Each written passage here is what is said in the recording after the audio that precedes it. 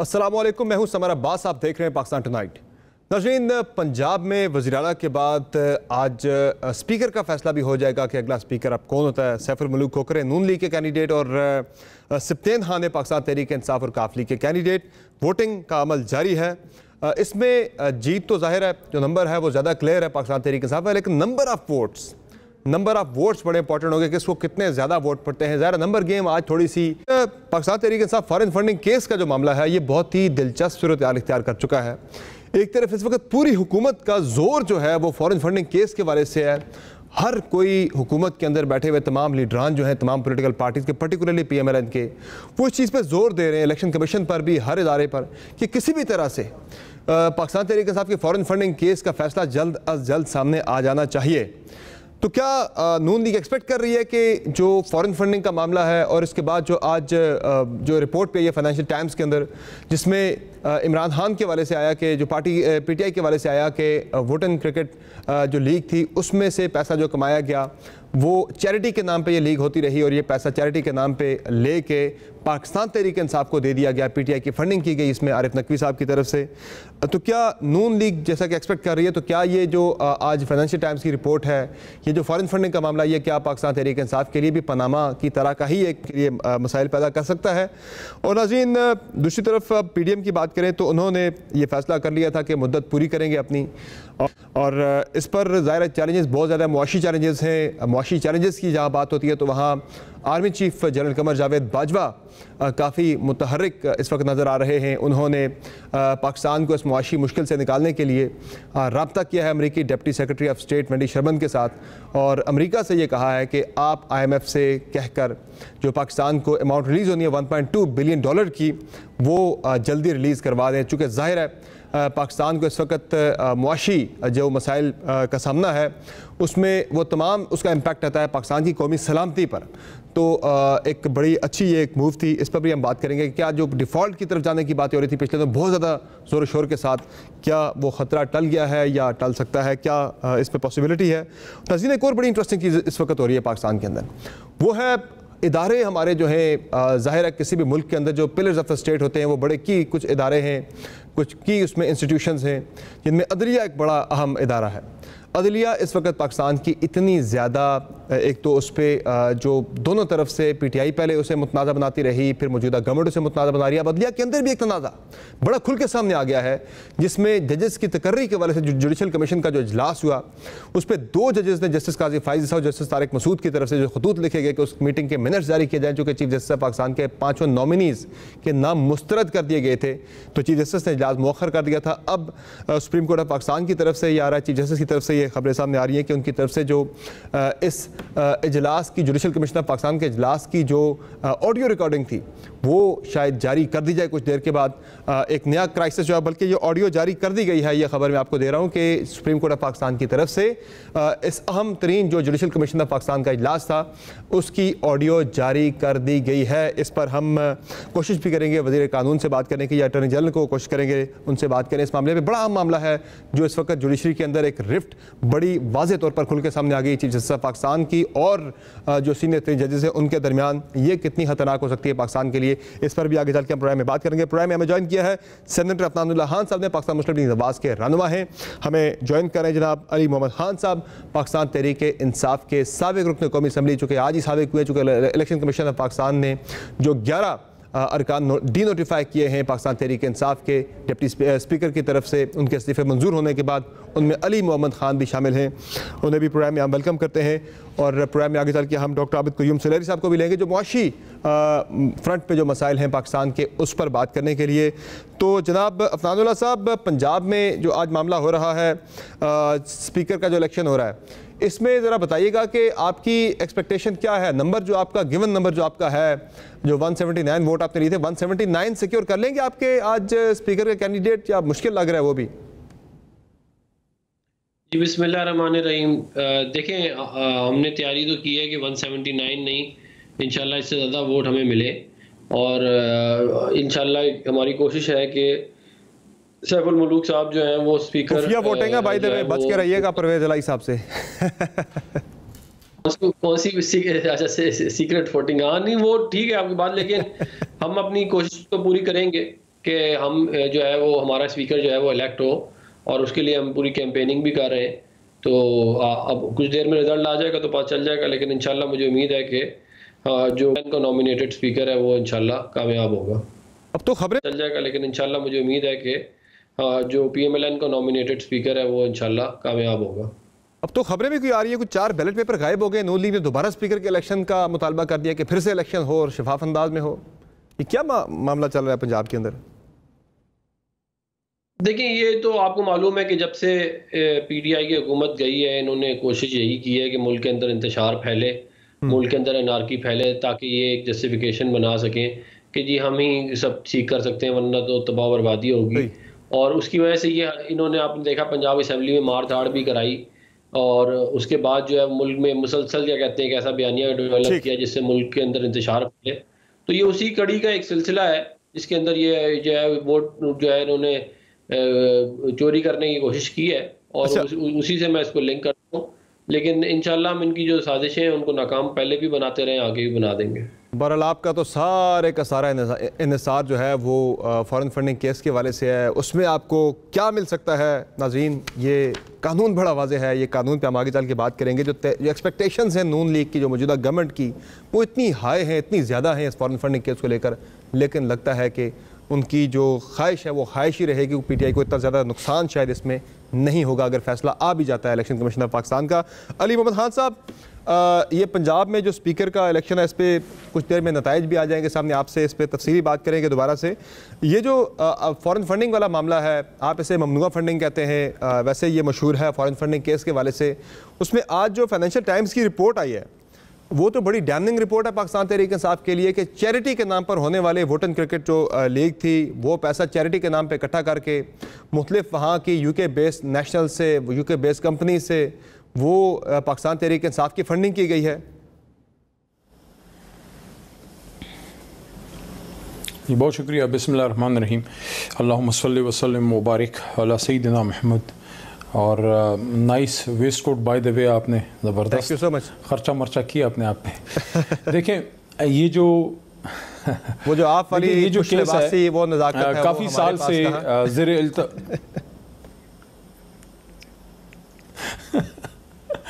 देखिए, ये जो केस है काफ़ी सालों से ज़ेर इल्तवा है, और ये जो सेनेटर साहब हैं, इनकी जमात ने दूर की कौड़ी लाई थी 2014 में कि जब इनसे धरना नहीं संभाला जा रहा था, तो हमारे एक साबिका मेंबर अकबर साहब को वो लेके आ गए, और अकबर बाबर साहब को, और ये चलता रहा। एक तो बहुत गलत तरीके से पिछले 7, साढ़े 7, 8 साल तहरीक इंसाफ की बदनामी की गई। इसको फ़ॉरेन फंडिंग का नाम दिया गया। लोगों के जहन में ये बात डालने की कोशिश की गई कि खुदा न खास्ता इसराइल और अमेरिका और हिंदुस्तान सारे मिल के कोई हमें फंड करते हैं ताकि ये पाकिस्तान के जो दुश्मन है, गद्दार हैं, ये पाकिस्तान में पत्नी क्या के नेशनल से पैसा तो दिया है, इसमें कोई शक नहीं है। एक नैरेटिव के देखें हाँ, देखिए मैं उस पर आता हूँ। तो आखिर में आके उसी इलेक्शन कमीशन ऑफ पाकिस्तान ने खुद ही कह दिया कि प्रोहिबिटेड फंडिंग है। अच्छा, अब आम आदमी कहेगा कि दोनों में फ़र्क क्या है? इन लोगों को पता है, लेकिन ये हमेशा इसको फॉरेन फंडिंग ही कहते रहे, और इलेक्शन कमीशन की तरफ से ये आने के बाद कि ममनुआ फंडिंग का केस है, अब भी इसको फॉरेन फंडिंग कहते हैं। फॉरेन फंडिंग वो इश्यूज होते हैं, वो केस है जिसमें एक बार का कोई मुल्क या कोई बहुत बड़ा इदारा एक ख़ास एजेंडे के तहत एक जमात को फंड करता है। और ये जो ममनुआ फंडिंग है उसमें यह है कि आपने, जिस तरह बाहर के मुल्कों में होता है, हमारी जमात जो है ये फंड रेजिंग के ज़रिए चलती है। आप फंड रेजिंग डिनर्स करते हैं, उसमें अगर कोई गलत पैसा कहीं से आ जाता है, कोई एक शख्स दे देता है जिसका आपके पास रिकॉर्ड ना हो, तो उसको आप कॉन्फिस्केट कर सकते हैं, उसको आप वापस ले सकते हैं उस जमात से। दोनों में फ़र्क ये है कि अगर फॉरेन फंडिंग का केस है तो उसमें आपकी जमात बैन हो सकती है, आपसे इलेक्शन सिंबल वापस लिया जा सकता है और रजिस्ट्रेशन कैंसिल हो सकती है एक सियासी जमात की। ममनुआ फंडिंग में यह है कि मैक्सिमम एट द मोस्ट, ज़्यादा से ज़्यादा अगर साबित हो जाए तो यह है कि जो अमाउंट है वो आपसे ले ली जाती है और उसके अलावा आपको कोई नुकसान नहीं होता। तो एक तो इनको बहुत बड़ा दिल का धचका ये मिला कि ये फॉरेन फंडिंग की बजाय ममनुआ फंडिंग का केस निकल आया। अब आपने जो बात की है, देखें ये सारी scrutiny election commission of Pakistan में हो रही है और वो तकरीबन मेरे ख्याल में हम तो अपने सारा कुछ उसको दे चुके हैं। हैं, अगर उसमें ऐसी कोई चीज़ निकलती है तो उसको ले लेंगे। लेकिन साथ में जब हमने पिटिशन डाली थी, और जब हम पिटिशन डाल रहे थे, शायद उस दिन मैं भी था, मैं फ़ारूक साहब दोनों थे, कोई मेरे ख्याल में इसको 2-1 साल तो हो गए हैं इस वाक़े को, कि जब हमने पिटिशन डाली कि हम तो अपने तकरीबन, लेकिन ये जो फाइनेंशियल टाइम्स की रिपोर्ट आई वो तो कह रही है कि चैरिटी के नाम पे पैसा इकट्ठा किया गया, वहां पे आरिफ नकवी साहब की तरफ से 2.25 मिलियन पाउंड आपको यहाँ पे तहरीक इंसाफ को दिए गए, 2013 में भी आपको दिए गए, 2018 में भी आरिफ नकवी ने पैसे वहां से इकट्ठे करके आपको भेजे। ये चैरिटी के नाम पे मैचेस वहां पे होते रहे, और चैरिटी के नाम पे पैसा इकट्ठा करके एक पॉलिटिकल पार्टी को यहाँ पे देना, ये गलत चीज नहीं है आपकी नजर में? देखें, ये उसको देख लिया जाएगा कि अगर पॉलिटिकल पार्टी के लिए फंड रेजिंग हुई है वो आई है, वो ठीक है। अगर किसी और नाम से हुई है वो आई है खुदा न खास्ता, तो वो कॉन्फिस्केट हो जाएगी। लेकिन एक बात मैं और करना चाहूँगा, ये जो आरिफ नकवी साहब हैं, I have not met him, I don't know him, लेकिन हमारे बहुत से फंड रेजर्स में से ये भी हमारे एक पोटेंशियल फंड रेजर हैं, सपोर्टर हैं तहरीक इंसाफ के। अब वो आदमी अमेरिका में रहता है, नॉलेज ली है 1-2 दिनों में अखबार से, कि वो वहाँ पे 2 मिलियन हैं या 2 मिलियन डॉलर शेख मुबारक नहयान ने दिए होता है, जो कि लेकिन अगर उसका वहां यूएई के शेख मुबारक नहयान ने 2 मिलियन डॉलर दिए हैं सर। अगर किसी शख्स ने, गैर मुल्की शहरी हैं वो, जी मैं अर्ज करता हूँ, अगर किसी शख्स ने बाहर से हमें सपोर्ट किया है और उसने खुदा न खास्ता वहाँ कोई कानून तोड़ा है, तो वो उसका और उस मुल्क का मामला है, उसका हमारे से कोई लेना देना नहीं है। हमने एक फ़ंड रेजिंग किया, फ़ंड रेजिंग डिनर हुआ, उसमें लोग आए, उन्होंने तहरीक इंसाफ को सपोर्ट किया, क्योंकि हमने पहली बार ये कॉन्सेप्ट दिया है कि ब्लैक मनी से और करप्शन की मनी से नहीं, आप से भी पार्टी चला सकते हैं। और ये हमारे सारे बाकी आपने जो बात की है कि अगर किसी ऐसी शख्सियत से पैसा आया है जो अलाउड नहीं है तो वो कॉन्फिस्केट हो जाएगा। लेकिन मैं दोबारा ये बात करना चाहता हूं कि ये बात क्लियर हो गई है कि फॉरेन फंडिंग का नहीं है, ममनुआ फंडिंग का केस है। इससे बड़ी तकलीफ पहुंची है मुस्लिम लीग नून। अच्छा, ये जो फाइनेंशियल टाइम्स की रिपोर्ट है जिस पे बहुत ज्यादा पीएमएलएन कर रही है, तकिया भी कर रही है, आज आपको काफी ज्यादा तनकीद का निशाना भी बनाया गया, पीएमएलएन की तरफ से बड़ा हिट किया गया, तो इस रिपोर्ट को आप मानते हैं ये दुरुस्त रिपोर्ट है? और अगर दुरुस्त नहीं है तो क्या यूके में खान साहब इसे सू करेंगे जिस तरह से शहबाज शरीफ साहब ने डेविड रोज को किया था वहां पे? देखिए, हमारे लीगल जो टीम है वो उसको देखेगी, और अगर सू करना हुआ तो लाजमन उसको सू करेगी। माजी में भी इमरान खान साहब पे बहुत पहले, जब यानी कि ये इस तरह के कॉन्सेप्ट ही नहीं थे कि आप जाके सू कर सकते हैं, वो इयन बोथम का, आपको एलन लैम का मशहूर केस याद होगा, बिल्कुल, तो अगर ज़रूरत महसूस होगी तो लाजमन वहाँ पे जाएंगे। वैसे कुछ देर पहले इंटरव्यू में खान साहब 2 फंड रेजिंग्स मान चुके हैं जो वहाँ पे हुई थी चैरिटी के नाम पे, और वो खान साहब ने तस्लीम किए 2। अच्छा, ये जो अफनानुल्लाह साहब, अली मोहम्मद खान साहब बात कर रहे हैं कि ये जो फॉरेन फंडिंग का मामला बना रहे हैं कि इसमें पाकिस्तान तहरीक इंसाफ शायद बिल्कुल बैन हो जाएगी, सियासत से इसका बिल्कुल सफाया हो जाएगा। मौलाना फजल रहमान भी कह रहे थे कि पाकिस्तानी सियासत से पाकिस्तान तहरीक इंसाफ का सफाया कर देंगे बिल्कुल ही। ये कैसे पॉसिबल है? जो बात अली मोहम्मद खान साहब कर रहे हैं, ये 2002 के पोलिटिकल पार्टीज ऑर्डर के तहत सारी ये तहकीकात हो रही हैं, क्योंकि ज़ाहिर है जो इलेक्शन एक्ट मौजूदा है ये 2017 में आया था, तो ये मामला पहले का था, तो उस पर पीटीआई पे 2002 वाला पॉलिटिकल पार्टीज ऑर्डर जो है नाफिज होगा, जिसमें ममनुआ फंडिंग का मामला है ये। और ममनुआ फंडिंग के अंदर तो मैक्सिमम सज़ा यही है कि आपकी जो अमाउंट होगी, जो भी फंडिंग आई है, गैर ममनुआ फंडिंग आई है बाहर से, वो आपकी जब्त कर ली जाती है। फिर एक आ जाता है इमरान खान के जो एफिडेविट का मामला है, जिस पे ज़्यादा शायद आप लोग तकिया कर रहे हैं कि इमरान खान का जो एफिडेविट था कि जिसमें पार्टी हेड ये कहता है कि जो फंडिंग आई है मेरी नज़र में वो दुरुस्त है, तो उस पर भी इमरान खान ने लिखा हुआ to the best of my knowledge, to the best of my knowledge, यानी कि मेरे मालूमात में बिल्कुल ये दुरुस्त है। बिल्कुल ये नहीं कहा कि मैं हल्फन कहता हूँ कि ये बिल्कुल एक्यूरेट है, तो उसमें भी मार्जिन है इमरान खान के पास, वो बच सकते हैं। अगर कोई इसमें जिस तरह से वो इल्ज़ाम लगाते हैं बदनीयती वाला, अगर बदनीयती कोई ना हुई तो क्या आपको इसमें फॉरेन फंडिंग वाले में मिल जाएगा? क्या आपको लगता है कि ये जो नवाज शरीफ के लिए पनामा था, ये जो फॉरेन फंडिंग वाला इमरान खान के लिए भी पनामा टाइप चीज़ साबित हो सकती है अभी भी, इसके बावजूद आपको तमाम कवानीन के देखते हुए भी? देखिए, बात ये है कि पाकिस्तान का कानून बड़ा वाज़े है, और वो ये कहता है कि आप किसी फॉरेन एंटिटी, किसी फॉरेन कंपनी या किसी फॉरेन इंडिविजुअल से पैसा लेके पाकिस्तान में सियासत नहीं कर सकते। इसमें कोई इबाहम नहीं है, और ये जो करेगा उसके वो पार्टी पे भी पाबंदी लग सकती है, उस पार्टी की तमाम ओहदेदारान के ऊपर भी पाबंदी लग सकती है, और ताहयात पाबंदी लग सकती है। अब बात ये है कि इसमें तो कोई राय दो राय है ही नहीं कि इमरान खान साहब ने ना सिर्फ वुटन क्रिकेट अच्छा, लीग और वुटन क्रिकेट लिमिटेड, वो तो जो तरीक़ेकार है अफनानुल्लाह साहब, जरा नाज़रीन के लिए आपके लिए मैं जरा वाज़ेह कर दूं, तरीक़ेकार इसमें ये होता है कि जब कोई फैसला किसी पॉलिटिकल पार्टी के खिलाफ आ जाए तो फेडरल गवर्नमेंट एक रेफरेंस भेजती है सुप्रीम कोर्ट ऑफ पाकिस्तान को, वहां से जाके ये पाबंदी का निफाज होता है। डायरेक्टली फेडरल गवर्नमेंट लगा भी नहीं सकती। फेडरल गवर्नमेंट जो है वो कैबिनेट जो है फैसला करके रेफरेंस भेजेगी सुप्रीम कोर्ट ऑफ पाकिस्तान को पार्टी के खिलाफ।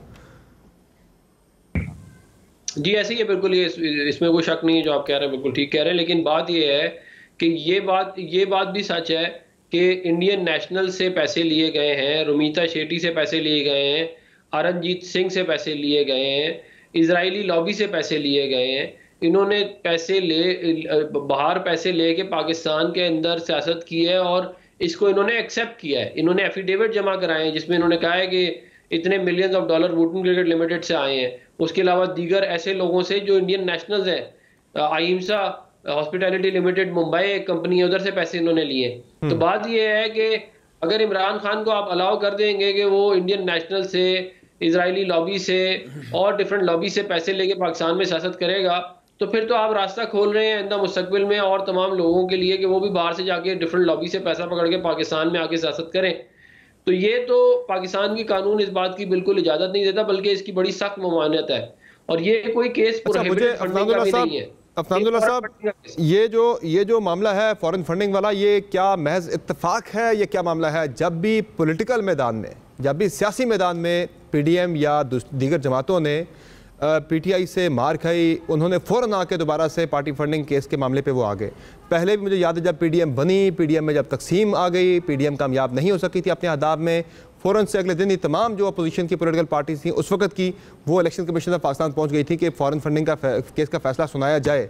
अब भी जब ये सारे मामले पे आपने देखा कि पंजाब आपके हाथ से निकल गया, ज़िमनी इंतखाबात पे इमरान खान को कामयाबी हासिल हो गई, उसके बाद फ़ौरन से फिर आप लोग जो है इकट्ठे हो गए हैं, इलेक्शन कमीशन पे पूरा से मुतालबा एक दोबारा से आ रहा है कि आप फ़ॉरेन फंडिंग का फैसला सुनाएं।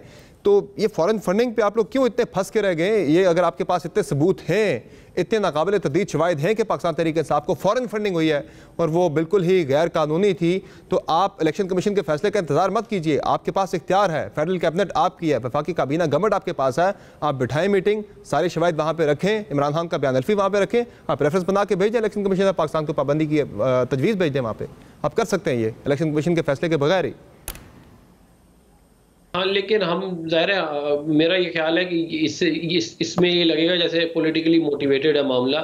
बेहतर यही होगा कि इलेक्शन कमीशन एक फैसला के अंदर है। आपने तो सिर्फ डिक्लेरेशन भेजना है, फैसला इस पे सुप्रीम कोर्ट ऑफ पाकिस्तान ने करना है, आप वो कर सकते हैं। ठीक है, लेकिन ठीक है, लेकिन हम चाहते हैं कि केस स्ट्रांग हो ना। वो तो आगे कह सकते हैं सुप्रीम कोर्ट के जी आप पॉलिटिकली मोटिवेटेड मामला है, तो अगर इलेक्शन कमीशन ऑफ पाकिस्तान इसका फैसला देगा और उसके बाद जो है due course of law follow करेंगे तो मेरा ख्याल है ज़्यादा स्ट्रॉन्ग केस बनेगा। और बात यह है कि 8 साल से ये केस चल रहा है, पता नहीं कौन कौन से केस आए, कौन कौन से केस चले गए, लेकिन ये लाडले साहब का केस जो है ये अभी तक भुगताया नहीं गया। मेरा ख्याल है कि पाकिस्तान के लोगों को पता चलना चाहिए। सबसे ज़्यादा अहम बात यह है कि पाकिस्तान के लोगों को ये बात पता चलनी चाहिए कि इन्होंने इंडियन नेशनल से पैसे लिए हैं, इन्होंने जूइश लॉबी से पैसे लिए हैं और ये सारा कुछ इन्होंने उनके एजेंडे को पाकिस्तान के अंदर आगे लेके गए। ये सबसे ज्यादा अहम बात है और ये बात उन डॉक्यूमेंट से प्रूव होती है जो इलेक्शन कमीशन रिलीज कर चुका है। और ये खाली बाज नहीं आए, ये जो अभी रिसेंट फंडिंग भी इनकी हुई है वो भी इन्होंने इस तरह की है। इन्होंने अभी भी रिसेंटली भी ये फॉरेन फंडिंग चलाते रहे हैं जिसके अंदर इन्होंने अरबों रुपए इकट्ठे किए। तो ये तमाशा अगर रोकना है, डिक्लेरेशन भेजिए, काबीना के जरिए डिक्लेरेशन भेजिए सुप्रीम कोर्ट ऑफ पाकिस्तान को, ताकि ये मामला वंस एंड फॉर ऑल खत्म हो जाए। मुझे समझ नहीं आई, दोबारा बोले आप। मैं कह रहा हूँ अगर ऐसी चीजें हैं आपके पास, नाकाबिल तदीद शवाहिद हैं, तो भेजिए सुप्रीम कोर्ट ऑफ पाकिस्तान को। वफाकी काबीना आपकी है, काबीना से डिक्लेरेशन भेजें, ये मामला वंस एंड फॉर ऑल खत्म हो। मुतालबे मत कीजिए, चूंकि आपकी अब इस वक्त जो है लग रहा है बज़ाहिर कि आपके पास फॉरेन फंडिंग पे सारा आपका इंतजार है। हम इतना सुनते रहे इमरान खान करप्ट है, उसके काबीना के वज़रा करप्ट हैं, चीनी खा गए, गंदम बेच के जिन्हें उसमें करप्शन कर गया, अद्वियात पे करप्शन कर गया, वो कोई एक भी करप्शन का केस अभी तक सामने नहीं आ सका। 5 महीने से आपकी गवर्नमेंट है, मुड़ के घूम घुमा के आपके पास फराग होगी और फॉरेन फंडिंग के अलावा कोई तीसरी चीज आपके पास नहीं है। नहीं, कैसी बातें कर रहे हैं आप? मुझे बताएं, ये जो गुजरावाला में हाउसिंग सोसाइटी है, ये केस सामने आया कि नहीं आया? फैसलाबाद इकोनॉमिक जोन के अंदर जो जमीन ली गई वो सामने आई कि नहीं आई? रिंग रोड वाला मामला सामने आया कि नहीं आया? ये जो हार लिए गए, जो तोशा खाना में जो लूटमार हुई, वो सामने आई कि नहीं आई? और सबसे बड़ी बात ये है कि ट्रांसपेरेंसी इंटरनेशनल कहता है कि इन्होंने करप्शन की है, हम 170वें नंबर पे छोड़ के गए थे, 140वें 23 मुल्कों से ज्यादा करप्ट हो गया इनके दौर में पाकिस्तान। तोशाखाना में तो तोशाखाना वाला मामला भी आपका एक्सपोज हो गया है, तोशाखाना वाला मामला भी आपका बैकफायर कर गया है, आपका बैकफायर कर गया। सेनेटर साहब राय ताहिर साहब जो DGFI थे उन्होंने कार्रवाई करने से माजरत कर ली कि नहीं बनता ये मामला, आपने उन्हें हटा दिया। मैं ये कह रहा हूँ कि हमने जो रेफरेंस देखें 3 महीने के अंदर रेफरेंस बन के नतीजा नहीं आता, रेफरेंसेस बनते हैं उनमें टाइम लगता है। इन्होंने आते ही सबसे पहला काम ये किया है पंजाब में कि एंटी करप्शन का जो इनकी ट्रांसफर पोस्टिंग और 2 नंबर कामों के ऊपर जो सारी इन्वेस्टिगेशन चल रही थी, इन्होंने आगे एंटी करप्शन डिपार्टमेंट में उस बंदे को हटा दिया जो है, और ये अपने केसेस बंद करवा रहे हैं, हर जगह ये कोशिश पूरी कर रहे हैं। बात ये है कि ये 2+2 है कि अगर करप्शन परसेप्शन इंडेक्स में आप ऊपर जा रहे हैं, आप ज्यादा करप्शन हो रही है, तो ये किसी को मतलब ये इंटरनेशनल पाकिस्तान मुस्लिम लीग नून तो नहीं चलाती ना, ये तो एक इंडिपेंडेंट इदारा है। तो इन्होंने करप्शन तो की हुई है और बहुत बड़ी बड़ी की हुई है। बात ये कि कोई हमसे ये कहे कि हम 3 महीने में केस बना के प्रूव कर दें, ये तो नहीं हो सकता, उसमें टाइम लगता है। और वो हमने एक रेफरेंस बना दिए और वो विद टाइम जो है वो अपना ड्यू कोर्स लेगा लॉ का। ठीक है, चले इसी पे एक ब्रेक लेते हैं, ब्रेक से वापस आएंगे। दीगर अहम मामला हैं, सैलाब का मामला बड़ा इंपॉर्टेंट है, इस वक्त हम सियासत की बात कर रहे हैं। हर कोई यहाँ पे अब आजकल बात हो रही है कि फ़लाँ जो है वो लाडला है या फ़लाँ जो है वो सुतेला है। पॉलिटिकल पार्टीज़ के कॉन्टेक्स्ट में ये बात बहुत ज़्यादा होती है, लेकिन आज के दिन अगर कोई सुतेला है तो वो 351 अफराद के ख़ानदान हैं जो इस सैलाब, इन 351 अफराद की जानें चली गई। फिर इसमें कई हज़ारों ऐसे ख़ानदान हैं जो इस वक्त जिनके घर तबाह हो गए, उनका कीमती सामान जो है वो सैलाब में बह गया, उनकी कीमती जो अशिया थी वो बह गई और वो बेयारो मददगार हैं।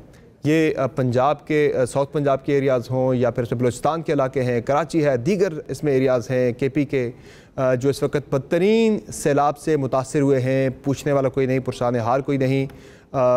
इन अफराद की मदद होनी चाहिए। इस वक्त लाडले ये लोग होने चाहिए, बल्कि जो सियासत के अंदर हम लाडले और सुतेले की बात कर रहे हैं तो सुतेले इस वक्त ये लोग नज़र आ रहे हैं जो बेयारो मददगार हैं। इस वर्स्ट सैलाबी सूरत हाल की वजह से इन पर इस वक्त तवज्जो जो है जितनी होनी चाहिए वो तवज्जो नज़र नहीं आ रही। एक ब्रेक लेते हैं, ब्रेक से वापस आएंगे, मज़ीद मामला डिस्कस करेंगे, हमारे साथ रहिए।